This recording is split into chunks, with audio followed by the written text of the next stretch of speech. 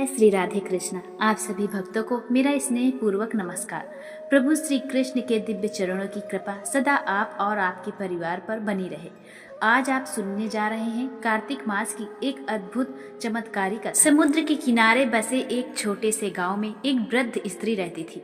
उसका नाम जन्म के समय सुखिया रखा गया था, परंतु जब वह बड़ी हुई और उसके मन में कृष्ण भक्ति जागी तो गांव के लोगों ने प्रेम से उसे कृष्णाबाई बुलाना शुरू कर दिया। कृष्णाबाई दिन भर घर घर जाकर भोजन बनाती, झाड़ू पोछा करती, बर्तन मांजती। मेहनत से जो भी थोड़ा बहुत मिल जाता उसी से गुजारा चलता। उसका घर एक छोटी सी झोपड़ी थी, लेकिन उस झोपड़ी में उसके लिए संसार की सबसे अनमोल चीज रहती थी, श्री कृष्ण की सुंदर मूर्ति। वह रोज सुबह शाम माला बनाती, भगवान को पहनाती, दीपक जलाकर घंटों उनसे बातें करती। गांव वाले हंसते और मजाक उड़ाते, कहते अरे बुढ़िया, मूर्ति से कौन बातें करता है। लेकिन कृष्णाबाई मुस्कुरा देती, क्योंकि उसे पता था कि एक सच्चा भक्त अपने आराध्य से संवाद करता है, सुनता है, महसूस करता है। एक रात जब पूरा गांव गहरी नींद में सो गया, तब श्री कृष्ण उसके स्वप्न में आए और मृदुल स्वर में बोले, बाई, कल इस गांव में विनाश आएगा, समुद्र उफान मारकर सब बहा देगा, तुरंत यह गांव छोड़ देना। सपना टूटते ही बाई उठी और कांपते हाथों से सामान बांधने लगी। सुबह होते ही उसने गांव वालों को चेताया, परंतु सब हंस पड़े। बुढ़िया पागल हो गई है क्या? बाई ने बैलगाड़ी मंगवाई, मूर्ति को प्रणाम करके अपने पास रखी और गांव की सीमा की ओर जाने लगी। तभी अंतर्या से वही आवाज, अरे भाई, तू मुझ पर माला चढ़ाने वाली सुई भूल गई है, जरा वो लेती आ। बाई घबरा गई, हे नाथ, बिना माला के आपका श्रृंगार कैसे करूंगी। बाई दौड़कर झोपड़ी लौटती, पहुंचते पहुंचते सांस फूल गई, लेकिन उसने तिनकों में फंसी सुई निकाल ली। गांव वाले फिर हंसे, देखो पागलपन की हद, सुई के लिए जान जोखिम में डाल दी। बाई ने कुछ न कहा, बस मुस्कुराई, गाड़ी वाले को चलने को कहा। जैसे ही गाड़ी वाला गांव की सीमा पार पहुंची, समुद्र की प्रचंड गर्जना हुई, लहर उठी, गांव समा गया। वही लोग जो उसे पागल कहते थे कुछ सेकंड में मिट गए। बाई ने आंसू भरे स्वर में कहा, प्रभु, आपने केवल एक भक्त की सुई की चिंता की, तो हमें कौन कौन से संकटों से बचाते होंगे।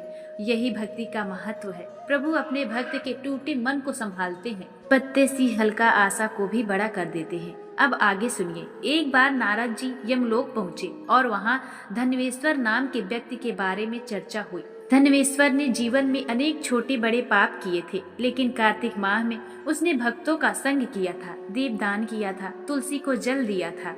यमराज ने अपने दूतों को आदेश दिया, उसे नरकों का दर्शन कराओ, ताकि संसार समझे कि पापों का फल कितना कठोर है। पहले नरक में पापियों को, भूखों को भोजन न देने का दंड मिला। दूसरे नरक में वे लोग मिले जो दूसरों का दिल दुखाते रहे। तीसरे नरक में स्त्री पुरुषों के परिवार तोड़ने वालों को आरे से चीरा जा रहा था।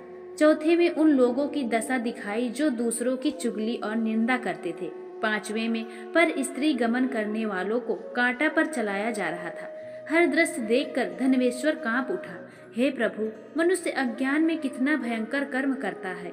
यमदूत बोले, परंतु तू बच गया, क्योंकि कार्तिक मास का पुण्य पापों को जला देता है। इतना कहकर उसे यक्षलोक ले गए, जहाँ वह कुबेर का अनुचर बना। कथा सिखाती है पाप दो प्रकार के होते हैं, पहला सूखे जो अनजाने में होते हैं, और आर्द्र जो जानबूझकर होता है, परंतु कार्तिक मास दोनों का विनाश कर देता है। अब आगे सुनिए। कनकपुर नामक गांव में भगवान विष्णु का एक प्राचीन मंदिर था। मंदिर के बाहर बगीचे में माली जीतो और उसकी पत्नी रामा रहते थे।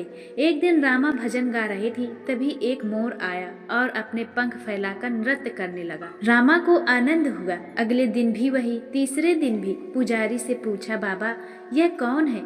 पुजारी बोले, बेटी, यह कोई साधु आत्मा है जिसने पशु योनि पाई है। रामा को बात खटक गई। अगले दिन उसने भजन बीच में रोक दिया। मोर चला तो रामा बोली, रुको, मैं जानना चाहती हूँ, तुम कौन हो? मोर रो पड़ा। इंसानी आवाज में बोला, मैं पिछले जन्म में शिकारी था, मोरों के पंख नोचता था। मरते मरते एक मोर ने श्राप दिया कि अगला जन्म मोर बनेगा, कष्ट भोगेगा। अब मेरा दुख केवल भजन सुनकर कम होता है। रामा बोली, मुक्ति कैसे मिलेगी? मोर बोला, यदि तुम और तुम्हारा पति 7 दिन तक यज्ञ करो बिना जल अन्न के और मुझे पुत्र रूप में मांग लो, तो मैं मुक्त हो जाऊंगा। 7 दिन यज्ञ हुआ। 7वें दिन मोर ने प्राण त्याग दिए। 9 महीने बाद तेजस्वी बालक जन्मा। भक्ति कभी व्यर्थ नहीं जाती। अब सुनिए अंतिम प्रसंग। सूरदास और तुलसीदास दोनों महान संत थे। एक कृष्ण का रसिक भक्त तो दूसरा राम का। दोनों मिलकर अपने प्रभु की महिमा गाने लगे। चर्चा छिड़ी, कौन महान। एक तराजू लाया गया। तुलसीदास ने सीता राम का आवाहन किया, सूरदास ने केवल कृष्ण का। तराजू झुक गया राम वाले पलड़े की ओर। सूरदास खिन्न हुए, मेरी नाक कट गई।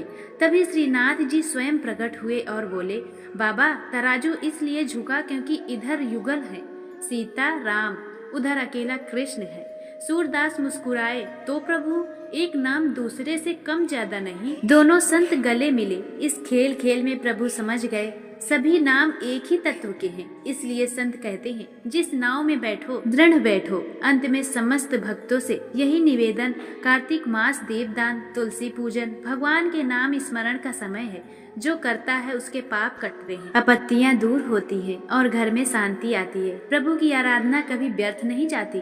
कान्हा एक धागा, एक बूंद अश्रु, एक कमल भाव, सब स्वीकार है, बस मन सच्चा हो। चलिए अब सब मिलकर जयकारा लगाइए। राधा कृष्ण भगवान की जय, जुगल सरकार की जय, हरिवंश की जय। श्री हरि भक्तों पर कृपा बरसाते रहें। आप सभी का जीवन मंगलमय हो।